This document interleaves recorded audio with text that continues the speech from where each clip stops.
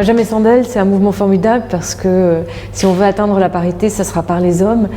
Et le fait que des hommes, entre eux, se disent qu'ils ne veulent pas assister à des réunions ou participer à des conférences où les femmes ne sont pas présentes, c'est un acte majeur pour nous, les femmes, qui pensons qu'être féministe, c'est non seulement un acte citoyen, mais c'est surtout bien pour les femmes, mais surtout bien pour la société tout entière. Être féministe, je le rappelle, c'est tout simplement vouloir l'égalité entre les hommes et les femmes. Vous êtes ici chez Raise, qui est une société d'investissement doublée d'une fondation qui aide les entrepreneurs, et nous avons la parité totale. La parité était non négociable. J'ai créé Raise avec Gonzague de Blinière, et quand on a démarré, je lui ai dit, s'il n'y a pas la parité absolue, je ne viens pas et je ne crée pas Raise avec toi. C'était un élément non négociable, à la fois par souci de performance, parce que les sociétés qui sont à parité sont bien plus efficaces et bien plus performantes que celles qui ne le sont pas. Et aussi parce que quand vous avez une équipe qui est totalement mixte et à égalité, la question de savoir si vous êtes un homme ou une femme ne se pose pas. Au fond, vous êtes là parce que vous êtes une personne et parce que vous apportez à la fois votre compétence, votre énergie, votre enthousiasme, votre envie d'agir, et c'est la seule chose qui compte. Et donc la diversité peut prendre toute sa place. Oui, parce que quand on regarde le monde du private equity, il n'y a pas beaucoup de femmes. Et au départ, quand on a commencé, Gonzague de Blinière m'a dit, mon associé m'a dit, mais ça va être difficile de trouver des femmes. Et je lui ai dit, mais tu sais, on est une petite équipe, il suffit qu'on en trouve 4 ou 5 au début. Donc les 4 ou 5, on les trouvera. Et on les a effectivement trouvées. Et elles sont effectivement excellentes, sans doute parce qu'elles ont dû aussi batailler dans un monde très masculin. Mais c'était pour moi, et pour Gonzague maintenant, un souci d'équilibre et d'harmonie. Vous savez, nous, chez Raise, on est une maison un peu particulière, puisque comme l'équipe donne 50% de ce qu'elle gagne à une fondation pour aider les entrepreneurs, vous avez personne aujourd'hui en France, je crois dans le monde, qui donne 50% de ce qu'il gagne pour aider une fondation qui accompagne les entrepreneurs. Il fallait des personnalités qui soient à la fois des grands professionnels, et puis qui aient aussi le sens du bien commun, le sens de la collectivité et la conviction que la bienveillance, c'est pas simplement une attitude, mais c'est un moteur économique. Et pour ça, il faut une équipe diverse qui se retrouve dans sa différence et qui sait que la différence est une force.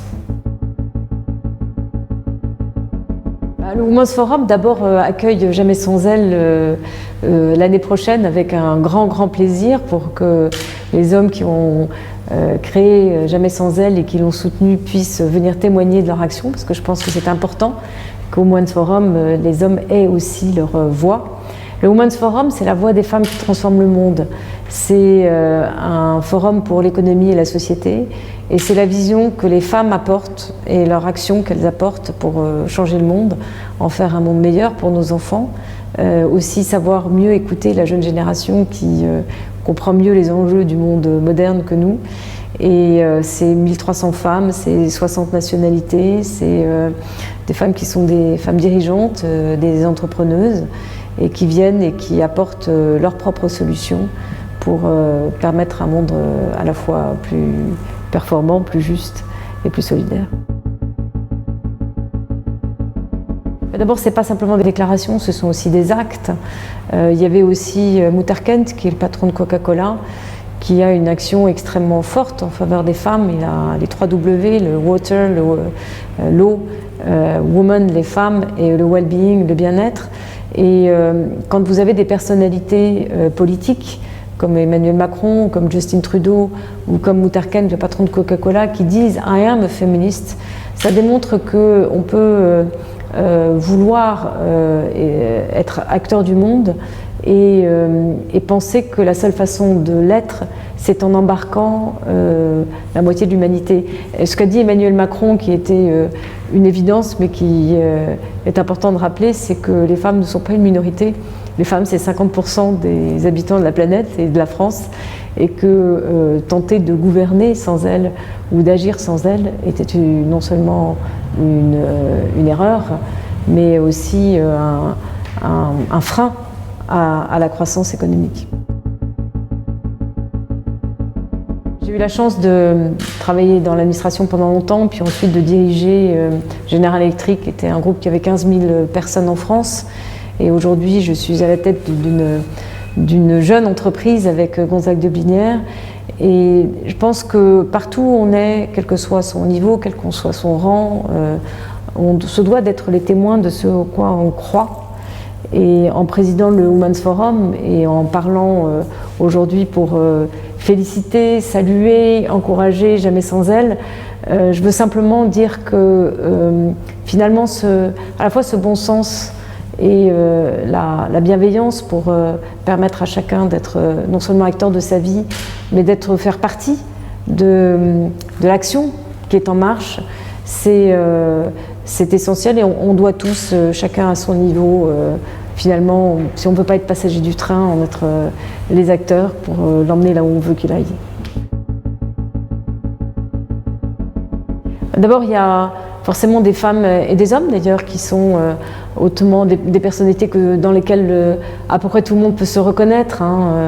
Vous avez des personnalités comme Gandhi qui a prôné la tolérance ou Mère Teresa qui a prôné la générosité, ou Sœur Emmanuelle qui était une femme assez étonnante parce qu'elle avait été assez entre guillemets joyeuse quand elle était jeune et puis ensuite elle s'est dédiée aux pauvres.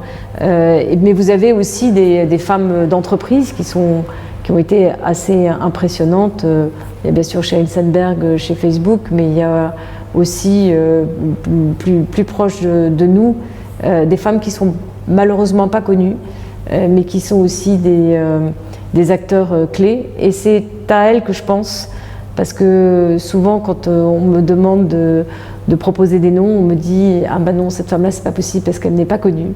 Et je pense par exemple à Claire Dorland-Clausel, qui est directrice de la stratégie de la communication de Michelin, qui est une femme remarquable, qui passe sa vie à travers le monde et qui est une amie proche. Je pense à Emmanuelle Barbara, qui est une juriste absolument remarquable et qui apporte des conseils extrêmement précieux aux entreprises, notamment en termes de ressources humaines. Je pense à Sophie Vernet, qui a établi tout un programme pour analyser la confiance dans les entreprises.